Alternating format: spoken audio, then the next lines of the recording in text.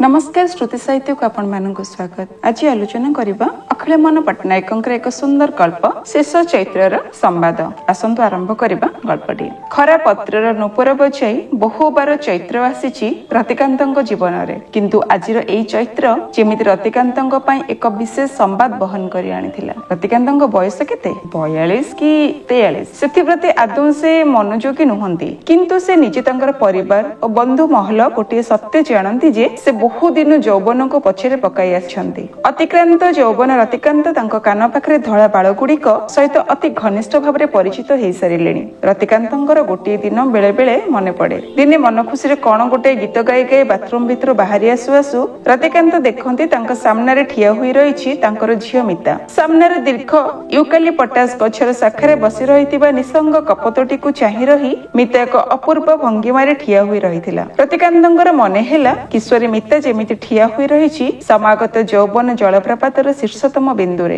रतिकांत आहुरी अग्रसर हे मितर अन्यमनस्कता को बाधा देबाको साहस करि पारि नाहंती। से धीरे धीरे अति संतर्पण रे बाथरूम कबाटटा को आउजेई नै पुणी थरे बाथरूम भीतर को फेरी गले। स्वल्प लोकित बाथरूम रे क्षुद्र प्रकोष्ठटी मध्यरे से दिन अनेक दिन पर रतिकांत निजको आउथरे आविष्कार कले। स्कूल छात्र माने ड्रिल कला परी दुई हाथ को दुई पटे प्रसारित करी मेरुदंड सड़क रखी ठिया हेले से तांको निजर ओजन बा उच्चता किछि मने नाही। सेगुडा होइतो दिने तांकर स्मरण थिला, किंतु एई किछि वर्ष धरी से निजर अज्ञानतरे निजर क्रमवर्धिष्णु शरीर और बयस दुईटी को बहन करी आसीछंती स्वच्छंदरे। डाहाण हातटा को कांध ऊपर को भांगी नेई निजर मांसपेशीटा को थरे परीक्षा कले रतिकांत। ना बयस होईछि। सेदिन बाथरूम भितरे रतिकांतंकर मानसिक प्रस्तुति घटिथिला, जहार मूलदुआ को भित्ति करी गत 6-7 वर्ष धरी निरवच्छिन्न भावरे से एक शांत स्थिर बुद्धि अथच निर्लिप्त सांसारिक जीवन यापन करि आछंती। रतिकांतंकर एई श्रृंखलाबद्ध तरंग विहीन जीवन सहित अभ्यस्त होई पड़ितिबा लोक माने भूली जाइछन जे एई आपात स्थिर लोकटी भीतर अतीतरे दिने गोटे दुर्दांत दुर्मद अस्थिर लोक बंचिथिला, जार बंचिबार उच्छल आनंदरे प्रतिटी मुहूर्त रोमांचित हेई उठथिला। किंतु आजि रतिकांत सहरर उपकंठरे एक अपेक्षाकृत निर्जन पार्कर गोटे बेंच रे बसी रहिथिले। संध्यार ठीक अव्यवहित पूर्वरु तांकर होइतो घरकू फेरी जिबा कथा, किंतु आजि केजाणी काहेकि रतिकांतंकर सामान्य आलस्य विलास करबाको इच्छा हेउछि। रतिकांत खंडे चुरुट रे निया धराइले। तांको आखि सामने सूर्य अस्त जाइछि। दूरर घर गुडाक आस्ते आस्ते अस्पष्ट हेई आसी सिलहट छवि परि मुंड टेके ठिया हेइछंती। आस्ते आस्ते पाखर गछपत्र सब एक अखंड अंधकार भितर लुचि गलेनी। रतिकांतंकर चुरुट रे जळुथिबा दप्तप रडनियाटा अंतत रतिकांत को मने पकाइबा उचित जे बेस अंधार हेई आसलानी, किंतु रतिकांत तथापि बसी रहिछन्ते निर्वेद निष्पेष्ट। मुहूर्तक पई रतिकांतंकर जे घरको फेरिबा कथा मने पड़िथिला नुह आसन संध्या सहित आपे तांकर घरर गोटे चित्र तांको आगरे भासी उठुथिला। से प्रथमे जाई तांकर घरर फाटक पाखरे पहुंचिबे। फाटक लुहारू रंग छाड़ी गलणी अनेक दिन आ तापरे तांकर कुकुर चिराचरित रीति रे आसी ताकू स्वागत करिवो। कुकुरटारे भी बयस हे गलाणी। आग परी से उच्छृंखल भाव रतिकांतंग उपरे दुई गोड़ रखि चढ़ी जाय नाही, केवल पाखक आसी मुंड नुआई ठिया हुए। कुहे मु जाने तमर आसीबार समय हेइछि, आस भीतर को आस। आ ठीक फाटक पाखरु देखा जिवो मिता तर पढ़ा घरे बही उपरे मुंड नुआई बसी परीक्षा पे प्रस्तुत करूछि निजको। सेई पुराना कथा, सेई पुराना दृश्य मुहूर्तक रतिकांतंकर मन विषाक्त हे उठिला। इसकी बाजे कथा परीक्षा और पाठ्य पुस्तक ए दुईटा जिंस तांकर एकाथर के असह्य हे उठे। रतिकांतंकर मनर मुक्त गवाक्ष पाखरे तांकर बयस कर्तव्य बोधर बयनट धरी सतर्क प्रहरी परि ठिया होई रहिछि। नहले रतिकांत बोधुए इंगित करी झरकाए पटु मिता को चुप चुप बाहर को डाकी आनते और कहते तो एकदम बोकी झियोटाए, सबବେଳେ कोन कोटे बसी पाठ पढुछु, जा सांग करे बसी अड्डा मारिबु, नहले जनरात्रि गीत गाइबु, नहेला बा परीक्षा। काल्य जीवन को समृद्ध करिबा आशारे जीवन प्रतिटी आजि को हत्या करिबा रतिकांतंग मतरे को गुरुतर अपराध। आकाश रे चंद्र उठी आसिलाणी। क्ला त्रयोदशीर उज्जवल चंद्र आकाश रे माताल परि ढळी ढळी चलिछि। आ ठीक तारी कररे गोटे दीर्घ देवदारुर अंधकार स्तंभ ठिया होई रहिछि निश्चल होई। अकस्मात रतिकांतंकर एक अभूत भावांतर उपस्थित हैला। तांकर मने हैला जेपरि तांकर मेरुदंड दे गोटे शीतल प्रवाह विद्युत बेगरे संचारित होई गला। आजिर ए परिवेश ए माताल जन्म आ रहस्यवृत देवदारु मुहूर्त करे रतिकांतंको स्थानांतरित करिनेला 20 वर्ष तळर एक निर्दिष्ट घटना को। आज मार्च 14 तारिख। आश्चर्य, ठीक आजिर तारिख रे 20 वर्ष तळे उठिथिला ए चंद्र आ ठिया हे रहिथिला ए ଦେବଦାରୁ ଆଉ ଏଇ ଦେବଦାରୁର ପାଖକୁ ଲାଗି ଠିଆ ହେଇ ରହିଥିଲା ରତିକାନ୍ତଙ୍କର କଣ୍ଠ ଲଗ୍ନା ହୋଇ ସୁମିତ୍ରା। କାଳ ବିଳମ୍ବ ନ କରି ରତିକାନ୍ତ ଅପେକ୍ଷାକୃତ ଦ୍ରୁତ ଗତିରେ ଘରକୁ ଫେରିଲେ। ଘରେ ମଧ୍ୟ ତାଙ୍କର ସମୟ ନଷ୍ଟ କରିବାର ଉପାୟ ନାହିଁ। ତାଙ୍କୁ ଏଇ ମୁହୂର୍ତ୍ତରେ ବାହାରିବାକୁ ପଡିବ। ପ୍ରସ୍ତୁତ ହେଇ ଗାଡିରେ ବସିବା ପର୍ଯ୍ୟନ୍ତ ରତିକାନ୍ତଙ୍କୁ ବୋଧହୁଏ ଖୁବ୍ ବେଶୀ 10 ମିନିଟ୍ ସମୟ ଲାଗିଥିବ।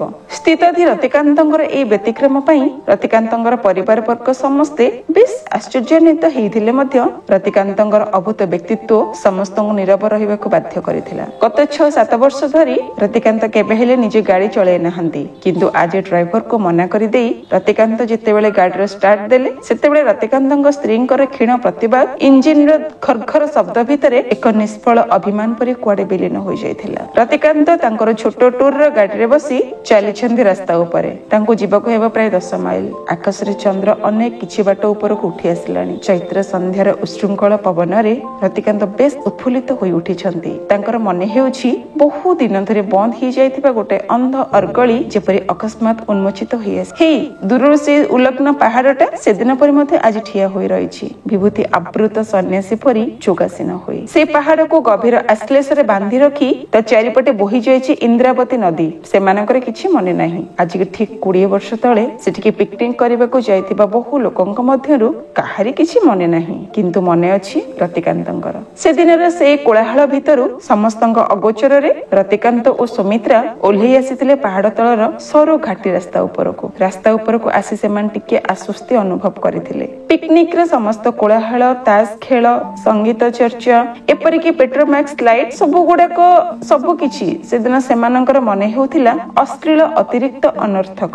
ଆକାଶର ଚେନ୍ନାଇ ଜହ୍ନ ଆଉ ଗୋଟେ ଦେବଦାରୁ ଗଛ ସେମାନଙ୍କର ପରିବେଶଟିକୁ ସମ୍ପୂର୍ଣ୍ଣ କରିବା ପାଇଁ ଯଥେଷ୍ଟ ଥିଲା। ସହରକୁ ବେଶ ପଛରେ ପକାଇ ଦେଇ ଆସିଲାଣି ରତିକାନ୍ତଙ୍କର ଛୋଟ ଟୁରର ଗାଡିଟି। ପାହାଡ ତଳର କ୍ରମ ସଂକୀର୍ଣ୍ଣ ରାସ୍ତା ଦେଇ ଚାଲିଛି ଗାଡିଟା। ଆଉ ସେଇ ଗାଡି ଭିତରେ ଯେପରି ସମ୍ମୋହିତ ହୋଇ ବସି ରହି ରତିକାନ୍ତ ଶୁଣୁଛନ୍ତି 20 ବର୍ଷ ତଳର ଟେପ ରେକର୍ଡ କରାଯାଇଥିବା 2ଟି ଯୁଗ୍ମ କପୋତର ମଧୁର କୃଜନ। ରତିକାନ୍ତଙ୍କର ବାହୁବନ୍ଧନ ଭିତରେ ସେଦିନ ସୁମିତ୍ରା ଅତି ଶାନ୍ତ ସମାହିତ ଭାବରେ ନୀରବ ହୋଇ ଆଉଜି ରହିଥିଲା କିଛି କ୍ଷଣ। କଣ ବା କଥାବାର୍ତ୍ତା କରିବାର ଥିଲା ସେମାନଙ୍କର? ସେଇ ଚିରାଚରିତ ଗୋଟିଏ କଥା, ଆଜି ମତେ ତମକୁ ଭାରି ଭଲ ଲାଗୁଛି ସୁମିତ୍ରା। ସୁମିତ୍ରାର ଜବାବ ଦବାର କିଛି ଦରକାର ନଥିଲା ଅନେକ ଦିନ ଧରି, କିନ୍ତୁ ସେଦିନ ସୁମିତ୍ରାକୁ ଜବାବ ଦବାକୁ ହିଁ ପଡିବ। ତାକୁ ସ୍ପଷ୍ଟ ଭାବରେ କହିଦେବାକୁ ପଡିବ ଯେ ସେମାନଙ୍କର ବିବାହ ସମ୍ଭବ। ବାପାଙ୍କର ଅବାଧ୍ୟ ହୋଇ ବିବାହ କରିବାକୁ ସୁମିତ୍ରାର ସାହସ ନାହିଁ। ଅନ୍ୟ ଦିଗରେ ଦିନ ଦୁର୍ବଳ ରତିକାନ୍ତ ମଧ୍ୟ ସେଦିନ ସେଇ ପରିସ୍ଥିତି ଭିତରେ ସୁମିତ୍ରାର ସମ୍ପୂର୍ଣ୍ଣ ଦାୟିତ୍ୱ ଗ୍ରହଣ କରିବାକୁ ଅକ୍ଷମ।